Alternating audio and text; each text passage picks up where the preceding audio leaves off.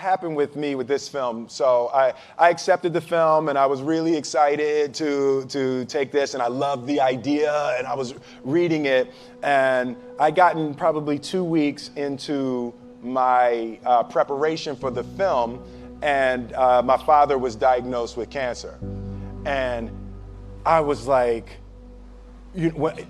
first it stunned me, and then it was the magical work of the universe. I could not believe that this was the film I was working on, and I was, forced to face, my father's mortality.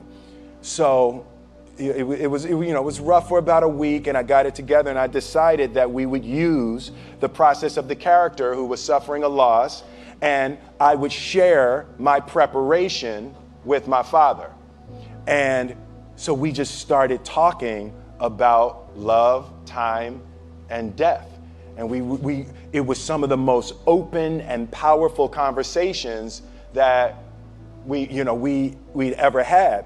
And they gave him 6 weeks, and he lived for 4 months.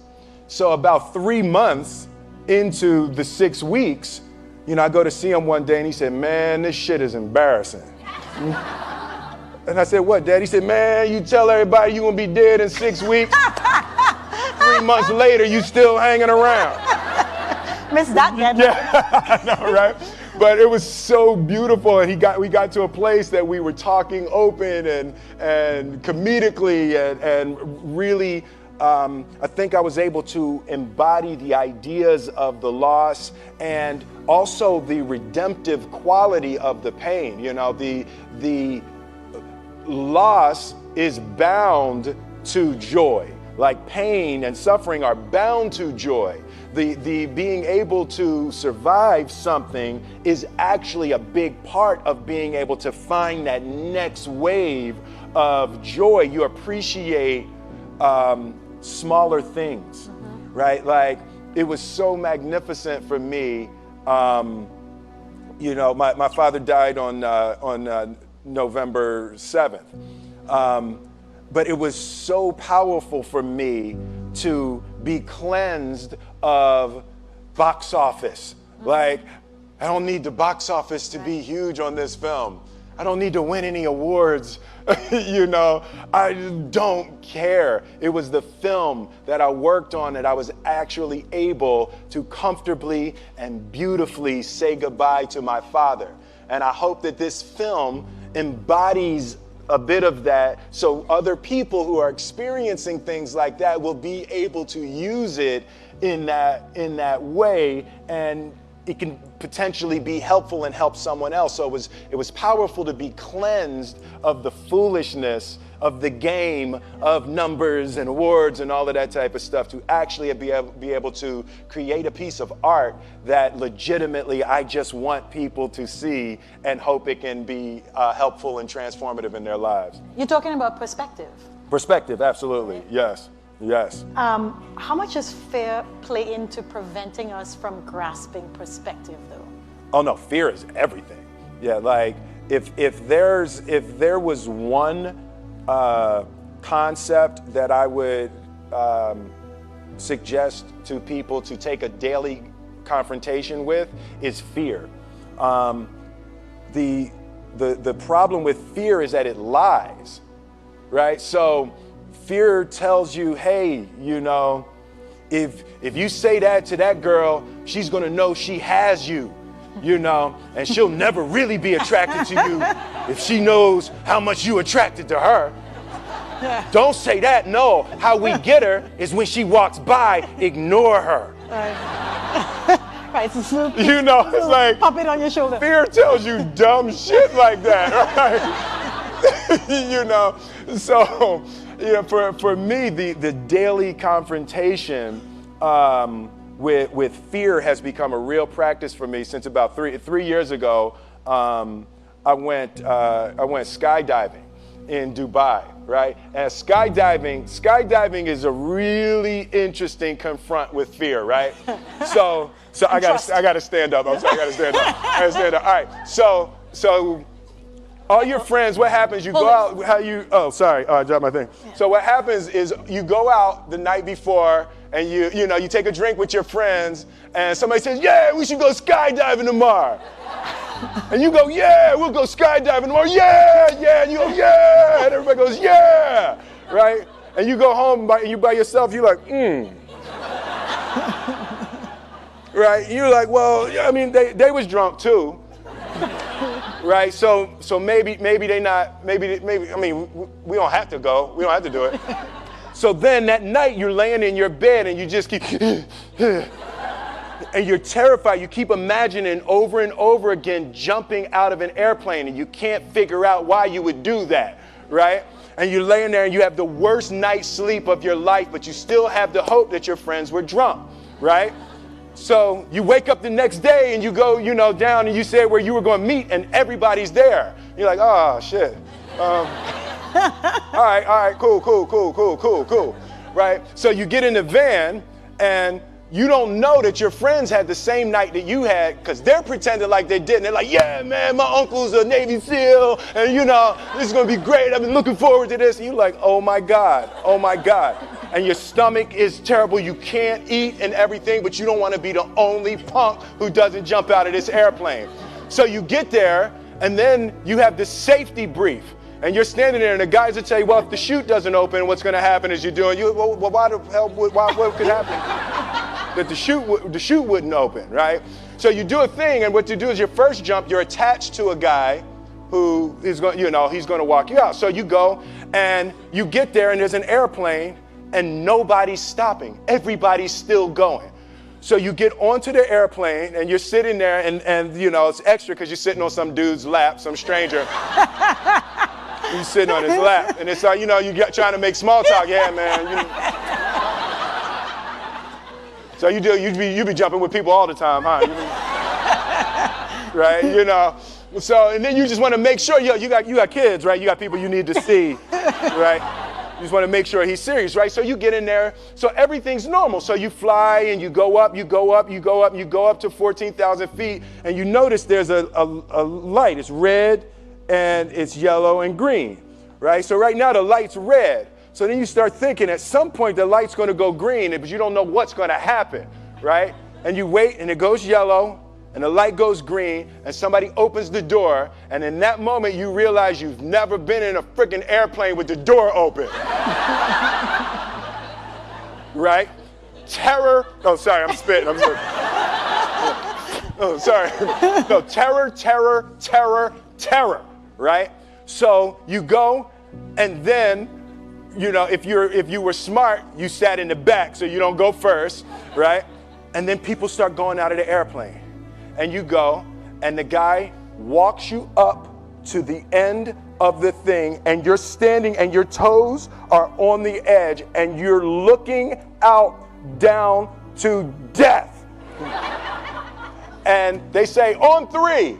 And they say, 1, 2. And he pushes you on 2 because people grab on 3, right? Right? And you go, and you fall out of the airplane, and in 1 second, you realize that it's the most blissful experience of your life. You're flying, right? It doesn't feel like falling, right? It's like you actually are kind of held a little bit by the wind, and then you start falling, and there's zero fear. You realize that the point of maximum danger is the point of minimum fear. It's bliss. It's bliss. And you're flying.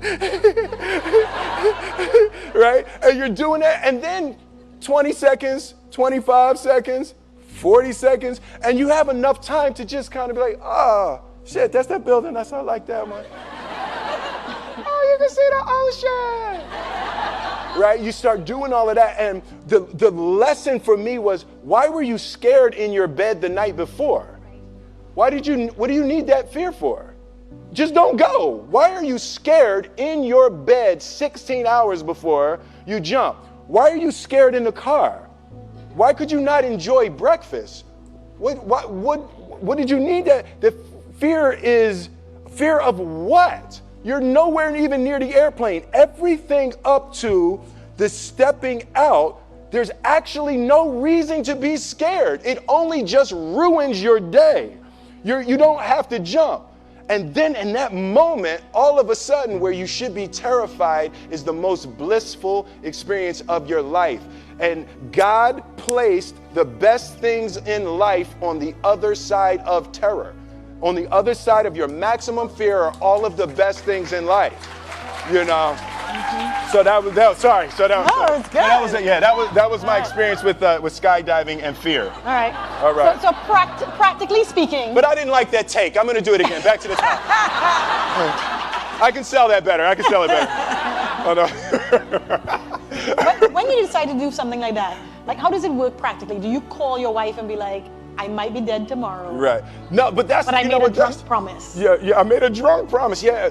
How about this? So I jumped. I had such a mystical, powerful spiritual experience. I flew home and got my sons, and I went back, and 10 days later, my sons jumped, right? Yeah. Now that was a little different. Oh, let's see, that makes me stand up, right? Because I'm scared, right? So it was so Jaden went first, right? Jaden wants to do everything first. So I'm sitting there and I'm like, yeah, my sons are gonna have this crazy experience. And then Jaden went out of the airplane. And I was like, Then my oldest son, Trey, goes up and he goes out of the airplane. And I was like, this could potentially be the worst display of African-American parenting in history. Right? I was like, both my sons just fell out of an airplane. Jump. Right? Jump. Right? Because I told them to. But again, the fear again. I was like, oh my God. So I told the dude, I was like, listen, I want to see them go out, but I also want to see them land. And he's like, no, it's cool. So this time we went out and we did the straight bullet, and I just went straight down past them. Right? I was like, and he's like, good. Right, did the bullet straight past, pulled the chute late. Oh, sorry, it makes me spit. I'm sorry. Pulled the chute late, landed, and then videoed them coming down. But it was like, they had the same thing, the same experience with the fear. But that I'm telling you, the confrontation with fear is an absolute magical way of facing the things we have to do in this life. You know, forget security, live for experience. All right. Now, you say you learned that 3 years ago. Yeah. Amazing. What about these small things that we get afraid about, right? So you are the funny guy, and you come along and everybody expects to be entertained in summertime, right? Like, are you ever afraid that you're like, you know what, today I'm really not feeling Jazzy Jeff. Like I'm just, I don't want to be that guy today. So this whole movie, you were not that guy. Not that guy, right, yeah. Do you have fear of that, of like disappointing people because like, you're supposed to be funny and cool? Yeah, you know, the thing, that's been one of the major confronts for me in my life over the past 3 or 4 years. Like, Will Smith is an idea, right? So there's parts of that that's me, but that character from The Fresh Prince of Bel-Air was who I was 26 years ago. I love it. You see? They love it, right? Exactly. You people are this man's crack. Okay?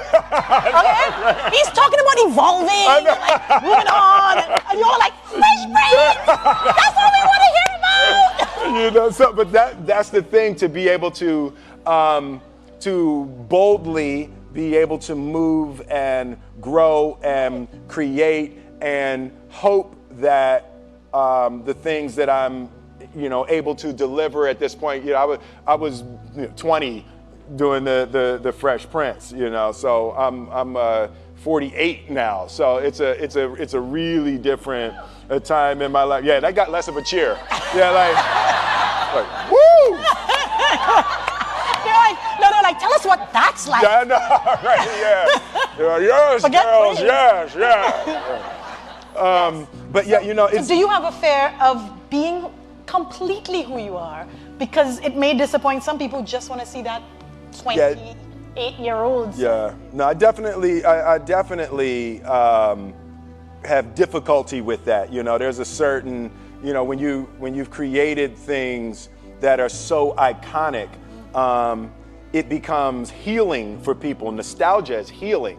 To the Fresh Prince theme is healing to hear that, and it just harkens back to a time and a feeling and an energy, that is a beautiful way to help relieve some little touch of suffering, So when people see me or the Fresh Prince, and even during that time, the movies that I made while I was making the Fresh Prince, so it was the Fresh Prince during the winter.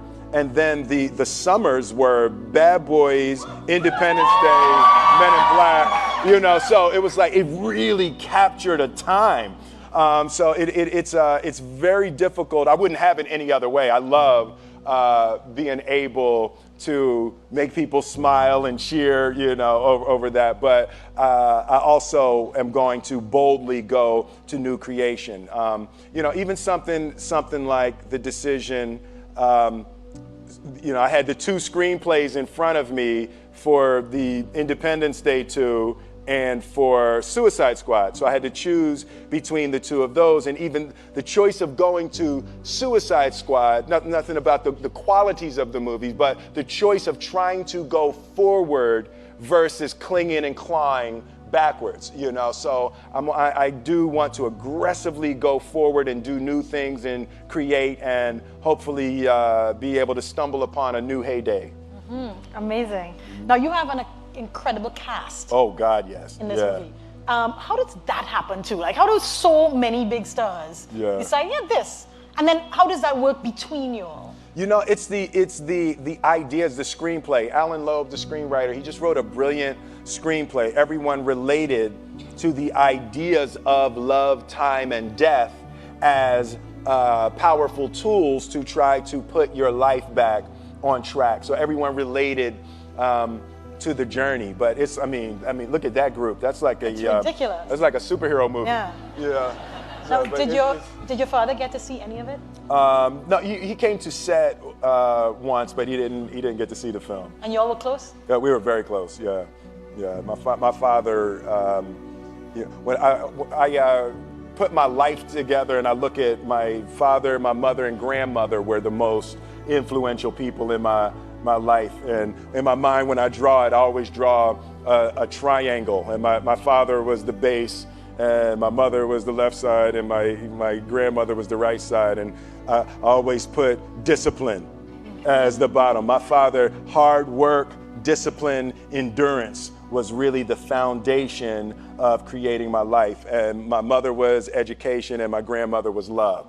So, the combination of that discipline, education, and love was a... You know what? I'm really grateful for you sharing with us that part of you and also the struggle with his death, because the other thing is that we live in a time where people show these curated sides of them. Right. Because I think of the same fear. Yeah. Right? You just want to be this piece. Absolutely. Not all the rest of it, but you struggle. Nobody wants to hear all of that, It's Facebook. Come on, let's have fun. No. Yeah. So dude, it's a bummer your dad's gone. Nobody here speaks like that, right? You're like, oh, come on, brother. It's a bummer your father's gone. No, but, for me, laughing is the elixir, and that was another thing that my father taught me. He was joking all the way up to the end. Like, laughing, you have to be able to laugh at everything. And for me, the beautiful part is that's my natural color on the spectrum. I naturally go to comedy, and when I'm looking at something, I'm always trying to find why that's funny. And, it's been really, really helpful in this experience and even just this point in my life. Remember to laugh, and spend time with people that make you laugh. Like, that is hugely important. Laugh and connect. Yes, absolutely.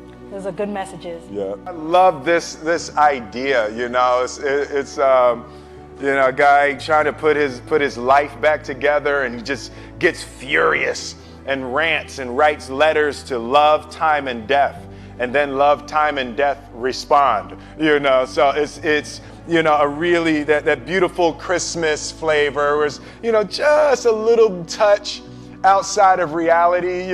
So you get to deal with real subjects and real topics and real loss, but because it touches just that New York Christmas just a little bit outside of the how excruciating it would be if you dealt with it, straight, hard, rated R, loss, So I just love going into that realm of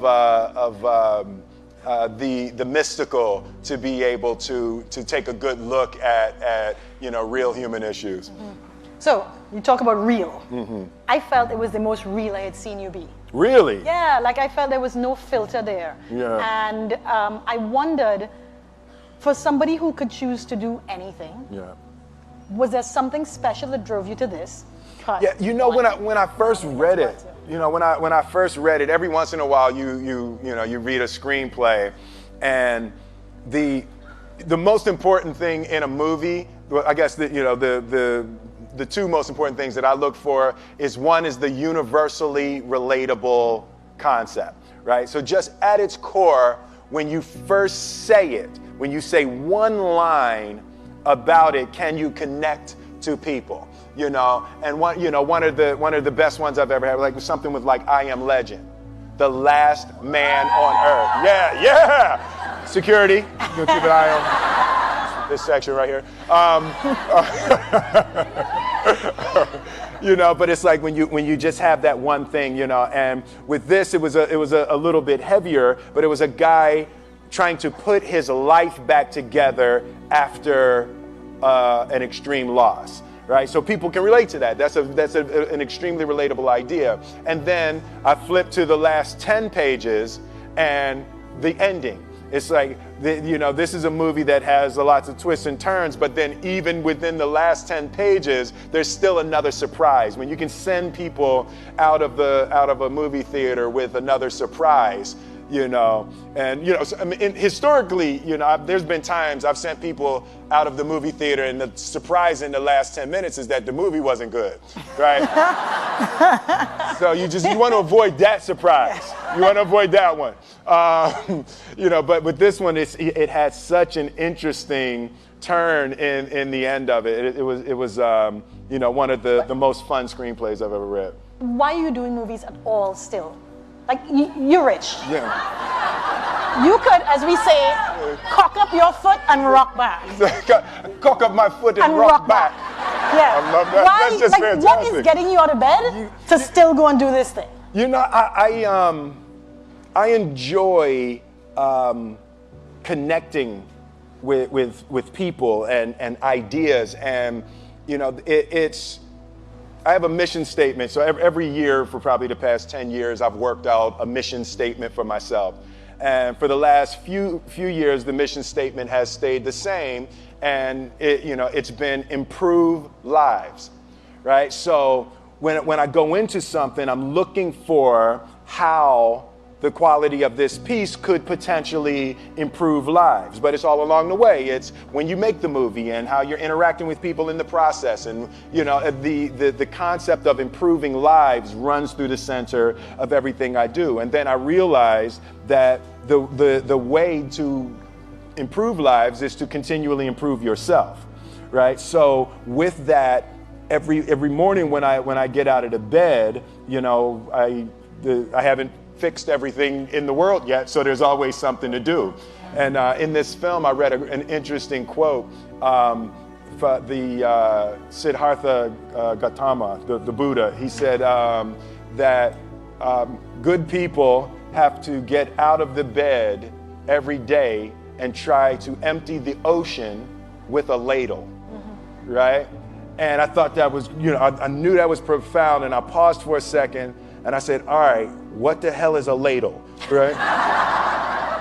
Right, so then, I touched it on my iPad, it's ladle. Oh, it's like a big spoon, okay. As we it's say, like a Philly. soup spoon, yeah, it's like a soup spoon. I was like, why do you use a soup spoon? So trying to empty the ocean with a soup spoon, as the mentality of how you wake up every day to try to do good Yeah. in the world. So for me, I'm really driven by continually trying to elevate my mind and elevate my spirit and care for my body, and to be able to love as many people as effectively as possible with this mystery of life that I've been given.